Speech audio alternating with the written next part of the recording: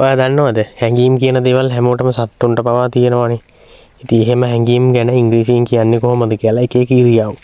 ඉරියව් කියලා කියන්නේ කෙනෙක් මගේ දිහා රවලා බලන් හිටියා. අරයා තරහෙන් කෑ ගැහුවා, සතුටෙන් හිටියා, hina වෙලා බලන් හිටියා. ඒ වගේ දේවල් තියෙනවනේ. ඉතින් ඒ වගේ දේවල් කොහොමද ඉංග්‍රීසියෙන් කියන්නේ වාක්‍ය වලට හරවලා කියන්නේ කොහොමද? ඉතින් ඒ වගේ වීඩියෝ එකක් තමයි මම ගෙනලා තියෙන්නේ. ඉවර වෙනකම් බලන්න. හරි ලස්සන වාක්‍ය ටිකක් මම ගෙනලා තියෙනවා. ඔයගොල්ලෝ නිතර දෙවිල කතා කරනවා. හරි ආසයි ඒවා ඉංග්‍රීසියෙන් කියන්න. ඒ වුණාට තාම ඔයගොල්ලන්ට කියන්න හම්බෙලා නැහැ. ඒ නිසා ඉවර වෙනකම් බලන්න. මේක නම් කොයි කවුරුත් දන්නවා. ඇංග්‍රි කියන්නේ තරහ. ඒ ආරංචිය ඇහුවම මට ඇත්තටම කේන්ති ගියා. මං අහන්න අකමැති දෙයක් අහනකොට කේන්ති යනවනේ කොහොමත්. When I heard that news, I was really angry. I was really angry. ඇත්තටම මට තරහ ගියා. When I heard that news, I was really angry. එතකොට when she heard that news, she was really angry. එතකොට අපි ඇයට ආදේශ කළා ওই වාක්‍ය කිව්වොත් හැදුවොත් when she heard that news, she was really angry. ඇය මේ ආරංචිය ඇහුව ගමන් ආරංචිය ලැබුණ ගමන් ගොඩම්ම කේන්ති ගත්තා. ඒ ආරංචිය ගැන ගොඩම්ම කේන්ති ගත්තා. When she heard that news, she was really angry. වාට තේරෙනවද නේද? annoy කියලා කියන්නේ අමනාප වෙනවා. annoy කියලා කියන්නේ අමනාප වෙනවා. ඒක මිනිස්සෙගේ හැඟීමක් නේ. ඔක අමනාප වෙනවා කියන්නේ හැඟීමක් නේ. Someone was annoyed with him. Someone අමනාප වුණා එයත් එක්ක. මොනවාම හරි හේතුව මුදල් ගනුදෙනු වගේ තිබුණා තමයි ගොඩාක් දුරට මිනිස්සෙක් එක අමතක වෙන්නේ. සමහරට වෙන මොනවා හරි හේතුවක් වෙන්නත් පුළුවන්. හැබැයි someone අමනාප වෙලා එයත් එක්ක. someone අමනාප වුණා එයා එක්ක. someone was annoyed with him. අපි ඒක කොහොමද වෙනස් කරලා කියන්නේ මම අමනාප වුණා එයත් එක්ක කියලා. මම අමනාප වුණා එයත් එක්ක. I was annoyed with him. I was annoyed with him. මම අමනාප වුණා එයත් එක්ක. කෙනෙක්ට අවුලක් ඇති වුණාම මූණේ සතුටක් තියනවද නැහැනේ. මූණේ සතුටක් නැහැ නිකන් මූණ එල්ලගෙන වගේ ඉන්නවා කියන්නේ. මූණ එල්ලගෙන වගේ නිකන් මූණේ සතුටක් නැහැ. මූණ නිකන් අමුතු වෙලා confused කියන්නේ ඒකයි. අවුල් වෙනවා කියන්නේ ඒකත් හැංගීමක් නෙමෙයි මිනිස්සෙක්ගේ තියෙනවා. මම ටිකක් අවුලෙන් ඉන්නේ. I am a bit confused. මම ටිකක් අවුලෙන් ඉන්නේ. මොනවාම හරි හේතුවක් නිසා සමහරට විභාගයක් ෆේල් වෙලා එහෙම නැත්නම් ගෙදරත් එක්ක රණ්ඩු වෙලා මොනවා හරි ප්‍රශ්නයක් ඇති කරගෙන ඒක නිසා I am a bit confused. මම ටිකක් අවුලෙන් ඉන්නේ. She is a bit confused. ඇයට ටිකක් අවුල් මේ විච්ච සිද්ධිය නිසා. එයාට ටිකක් අවුල් මේ විච්ච සිද්ධිය නිසා. එයාට ටිකක් අවුල්. She is a bit confused. එයා ටිකක් අවුලෙන් ඉන්නේ. අපි කියමුකෝ තාත්තා අවුලෙන් ඉන්නේ කියලා. Father is a bit confused. තාත්තා අවුලෙන් ඉන්නේ. ඔයා කරන දේවල් නිසා තාත්තා අවුලෙන් ඉන්නේ. Father is a bit confused. සමහර අය මොන ප්‍රශ්නේ තිබ්බත් උද්‍යෝගිමත්ව ඉන්නවා. හරි සතුටින් ඉන්නවා. cheerful කියන්නේ ඒක තමයි. She is always very cheerful. යා නිතරම සතුටින් ඉන්නේ. මොන ප්‍රශ්නය ආවත් මිනිස්සෙක් මරුණත් එයා සතුටින් ඉන්නේ. සමහර අය ඉන්නවනේ. ගෙදර මලගයක් වුණත් හරිම සතුටින් ඉන්නේ. ඒ වගේ අය ඉන්නවා. නැත්තේ නැහැ. හැමෝටම එහෙම ඉන්නත් බෑ. ඒක හරි හොඳ දෙයක්. කොච්චර කොහොම වුණත් මොකද සතුටින් ඉන්න පුළුවන් නම්.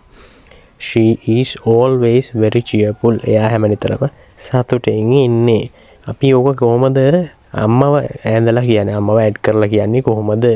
අම්මා නිතරම සතුටින් ඉන්නේ. මොන ප්‍රශ්නය ආවත් අම්මා නිතරම සතුටින් ඉන්නේ. Mother is always very cheerful. අම්මා නිතරම සතුටින් ඉන්නේ. Mother is always very cheerful. අපි කොහොමද කියන්නේ තාත්තා නිතරම සතුටින් ඉන්නේ. Father is very cheerful. Father is always very cheerful. තාත්තා නිතරම සතුටින් ඉන්නේ. අර අපි නිතරම කියන්නේ බෝරින් නේ. බෝරින් වගේ. බෝරින් කියලා කියන්නේ ගොඩ දුරට එපා වෙනවා. කම්මැලි කියන කතාව එපා වෙනවා කියන එක තමයි කියන්නේ. I think we bored him too. මම හිතන්නේ අපිටත් එයා එපා වෙලා. එයා කරන වැඩ නිසා අපිට විතරක් නෙමෙයි හැමෝටම එයා එපා වෙලා තියෙන්නේ. I think we bored him too. මම හිතන්නේ අපිටත් එයා එපා වෙලා. I think we bored someone too. මම හිතන්නේ අපිටත් සමන්ව එපා වෙලා. මොකද සමන් කරන්නේම නරක වැඩ. ගැළපෙන දේවල් නෙමෙයි. ඒක නිසා අපිටත් එයාව එපා වෙලා. I think we bored someone too. ඔයාට ඒ වගේ ගොඩක් දේවල් නම් ඇඩ් කරලා ওই වගේ වාක්‍යයක් කියන්න අවශ්‍යතාවයක් තියෙනවා නම් ඔයාට කියන්න පුළුවන්. අපි ගොඩක්ම කැමතිනේ සතුටින් ඉන්න කෙනෙක්ව දකින්න. හැබැයි සතුටින් ඉන්න කෙනෙක්ව දැකලා එහෙම ඉරිසියා කරලා එයාගේ සතුට නැති කරන මිනිසුත් නැතුවම නෙවෙයි. ඒ වුණාට සතුටින් ඉන්න එක තමයි හොඳම දේ. මොන ප්‍රශ්නාවක් සතුටින් ඉන්න පුළුවන් නම් ඒක තමයි හොඳම දේ. We are so happy that he passed.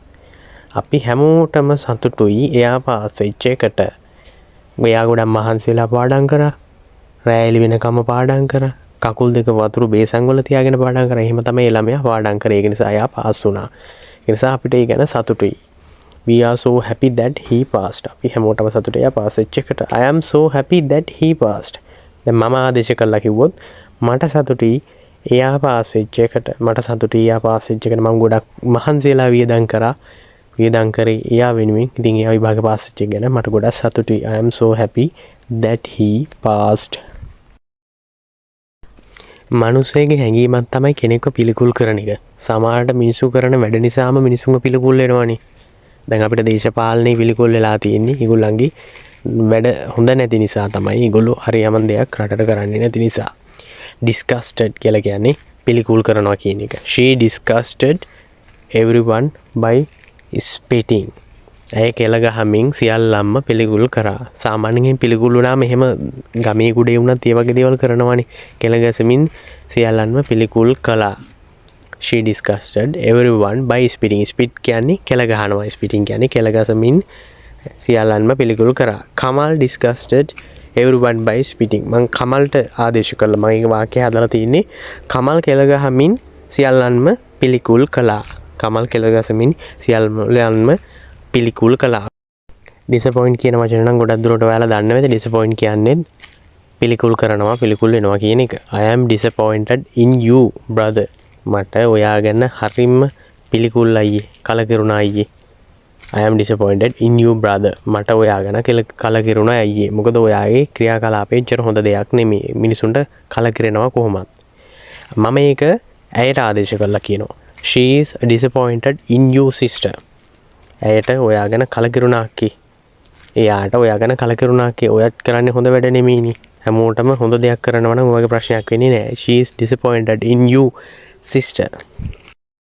proud කියලා කියන්නේ ආඩම්බරයි කියන එක. proud කියන්නේ ආඩම්බරයි කියන එක. A proud mother of 3 boys. කොල්ලෝ 3 දෙනෙක්ගේ ආඩම්බර අම්මා කෙනෙක්.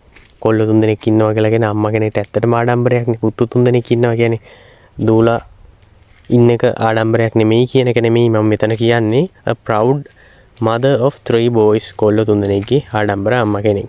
A proud father of 3 boys. කොල්ලෝ 3 දෙනෙක්ගේ ආඩම්බර තාත්තා කෙනෙක්. A proud father of 3 boys. කොල්ලෝ 3 දෙනෙක්ගේ ආඩම්බර තාත්තා කෙනෙක්. nervous කියන්නේ කලබලයි කියන එක. කලබලේ තිබුණොත් කොරස් කටේවත් අත දාගන්න බෑ කියලා කතාවක් තියෙනව නේද? කලබලයට. nervous කියලා කියන්නේ කලබලයි කියන එක. stop walking up and down. උඩට පල්ලෙහාට ඇවිදින එක නවත්තන්න.